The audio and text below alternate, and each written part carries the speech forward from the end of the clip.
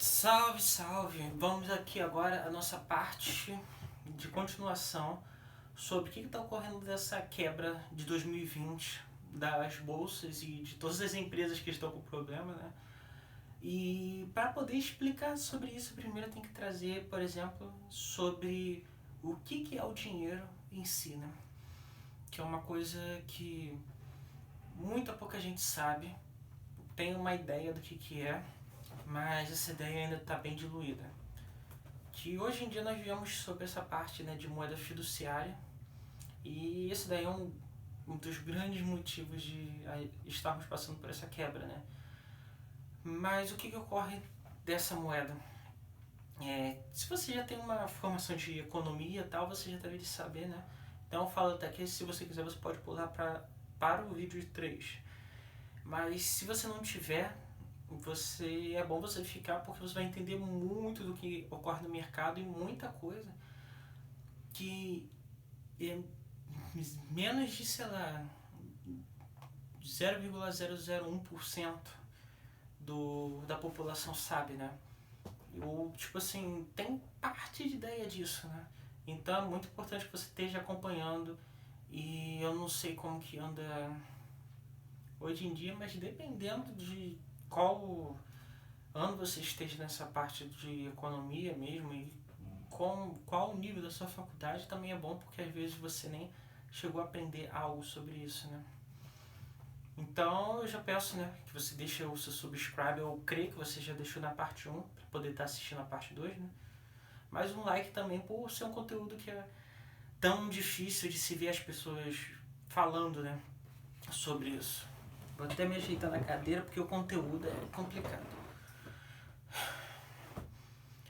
Então vamos chegar pelo seguinte ponto. No início da humanidade você tinha uma coisa que era, você tinha que ter alguma forma de tocar. Vamos dizer que eu queria uma maçã, mas eu tenho uma pera. Como que eu faria para poder ter uma maçã se eu tenho uma pera? Tipo, qual é a diferença? Tipo, uma pessoa gostar de uma maçã, de uma pera. Você pensa, tá, isso são dois objetos, tranquilo. Mas quando você começa a ser 100 objetos, 200 objetos ou mais, né? Por exemplo, um pedaço de carne por uma lança ou coisa desse gênero, você tem que ter alguma moeda de troca ali, né? Que seja importante para ser utilizada. Então as pessoas elas começaram a ficar nessa busca. Tem alguns locais que fizeram uso de conchas, né?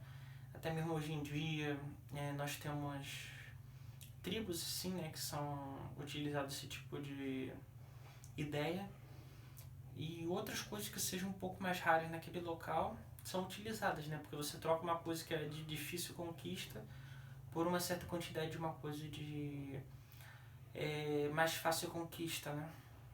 E tem que ser alguma coisa que as pessoas não consigam fazer fraudes, né? Não consigam fraudar aquele objeto. De, tipo, eu vou pegar uma folha e vou fazer um X na folha que é a marca. Então, eu posso pegar várias folhas e fazer isso. Então, isso tira todo o valor, né, da minha moeda.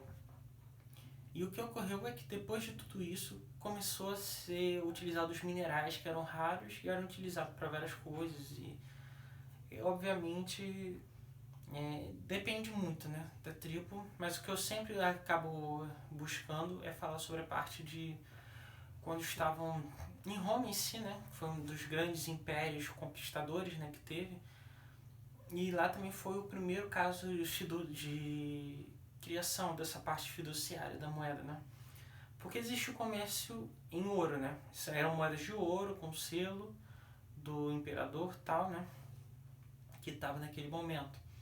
Só que eu não me lembro exatamente, porque aqui é mais improviso, né? Teve um César que já era pro final do Império Romano, que o Império já tinha dominado muitos locais e existia uma dificuldade de receber o ouro, porque na verdade muito do ouro que existia na parte do Império Romano ele acabava vindo de conquistas de outros locais, então você tinha aquele saqueamento e daí você usava aquele saqueamento para poder você ter mais ouro.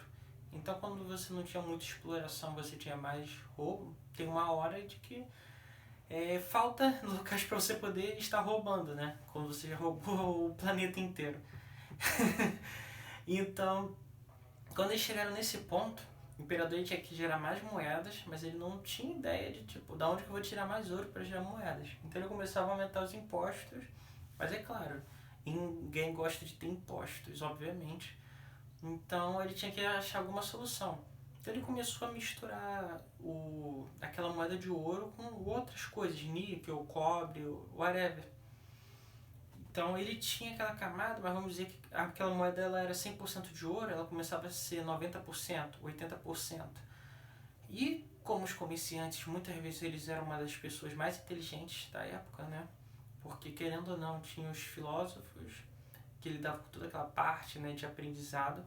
E essa parte dos comerciantes, eles tinham que ter toda essa lábia e saber quando eles iam ser enganados e tudo mais, né? Então eles viam a moeda assim, pesavam, tem algo errado, né? Porque o quilo também, né, tem um certo valor, né? Tem algo errado aqui. Aí quando eles percebiam, existia aquela mistura, quando você faz aqueles testes de alquimia, né? Você consegue perceber que existem outros componentes ali.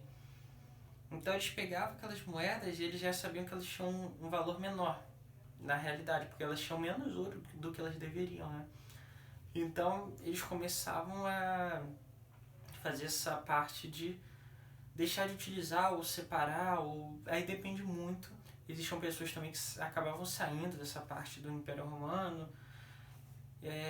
revolta, né, da população e várias outras coisas, porque aquela moeda, ela, na verdade, ela estava tendo um valor inferior cada vez mais, né? Por causa que ele não tinha ouro, então ele ia começando a criar moedas de pior qualidade. E os comerciantes eles conseguiam perceber de que existia essa má qualidade. Então eles não podiam aceitar da mesma forma que uma outra moeda. Então se você comprava com uma moeda de ouro um saco de arroz, por exemplo, agora você vai comprar com 2 moedas de ouro que seja daquela de pior qualidade, ou 3 moedas de ouro da que tem pior ainda a qualidade. Porque você tem que ter um jeito de você conseguir separar as que tem melhor qualidade e pior qualidade de ouro, né? Que o ouro que é o que dá aquele preço, né? Aquele valor. Então, depois de tanto ele tentar fazer isso, acabou que ele foi deposto de maneiras muito ruins, né, que ocorreu com ele. E isso teve um pouco de calma, né, de ter esse tipo de ocorrer. E cada tipo de estado, país ou governo, ele seguiu de um jeito como que seria a moeda dele. Até nós chegarmos nessa parte dos títulos, que, por exemplo, você quer viajar do Rio de Janeiro para São Paulo, por exemplo, né?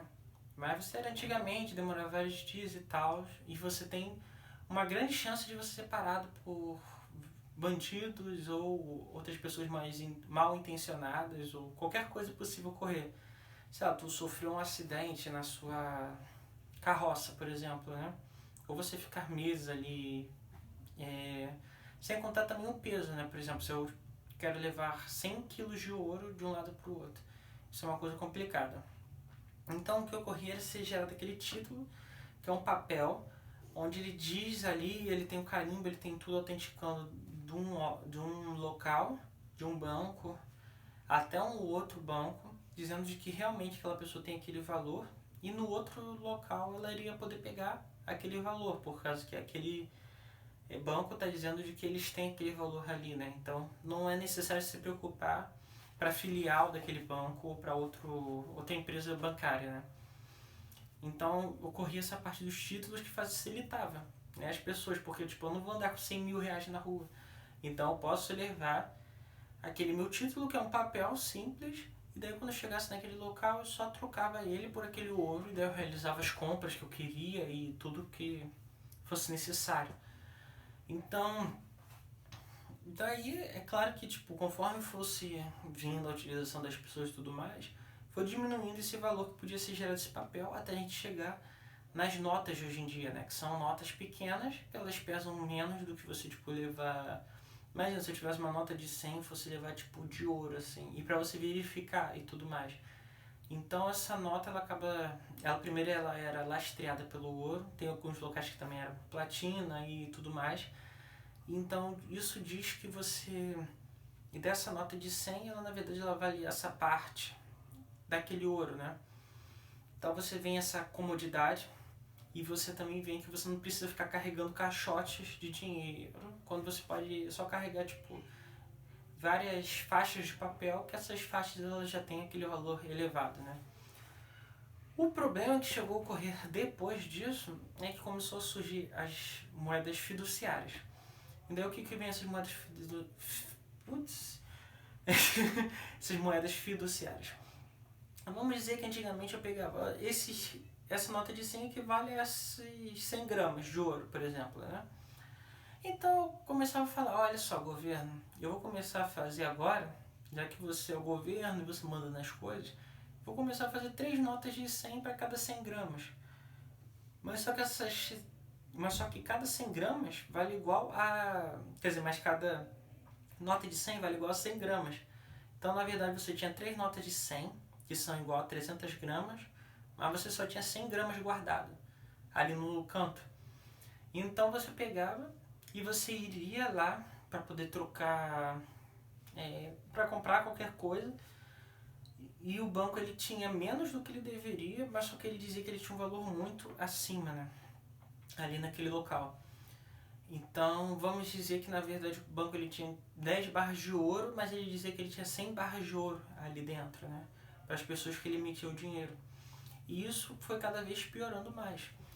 E ocorreu algumas coisas assim que são estudos um pouquinho mais chatos, complexos, mas se você gostar e se você quiser comentar de que você realmente quer, eu posso estar fazendo um vídeo de que ocorreu a ideia de algumas pessoas, seja no mercado europeu, o chinês, que foi o que começou um pouquinho mais tarde, o americano, que era a impressão dessas moedas fiduciárias em uma larga escala para poder segurar o mercado.